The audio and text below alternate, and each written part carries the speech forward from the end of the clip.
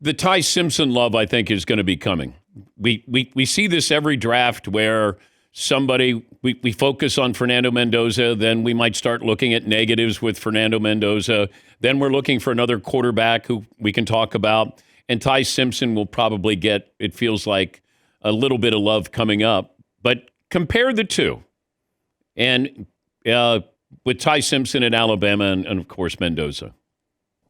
Yeah, I think there's a pretty good gap, in my Okay. opinion, how I see him. I just Mendoza, the hard thing about his evaluation, and I've talked about this a little bit, is that, people talk about the RPOs and how quick the ball, comes out a lot of the times. Well, spoiler alert, that's college football. That's how a lot of these guys are playing the game. You have to be able to cut through that. So the way I do it is, you take the whole season, you watch the games you're going to watch, but then I like to go back and look at these situations. 3rd and 7 plus, you're not RPO in a 3rd and 7 plus when everybody in the stadium knows you're throwing the football. The red zone where the space is condensed and you got to make more tight throws.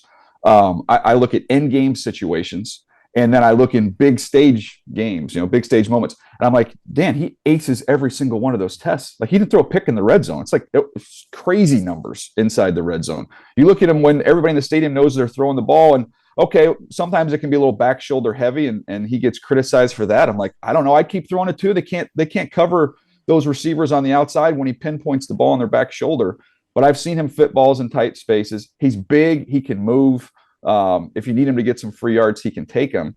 With Ty, I like Ty is someone who in my opinion, I think a lot of former quarterbacks are going to take to him because he's the son of a coach. Everything from a mechanical standpoint is beautiful and flawless, like great feet, nice delivery. He does not have a huge arm. There's times, and their offensive line was not a traditional Alabama offensive line. They didn't have the traditional benefits that you'd have in that program. So there was a lot of bodies around him, and I thought there were times he looked small. The ball was coming out of his hand. He looked like he was thrown out of a well. The ball would kind of take off on him. So I like him. He's my 40th player. I think he's a 2nd-round guy, and if somebody wants to take him in the back of the 1st round to get the extra year, I can get with that. I don't see him as a top half of the 1st round, top 15 type pick. And the other reason for that is I think every year you're going to have more Ty Simpsons coming along, whereas Fernando Mendoza, those guys are a little bit harder to find.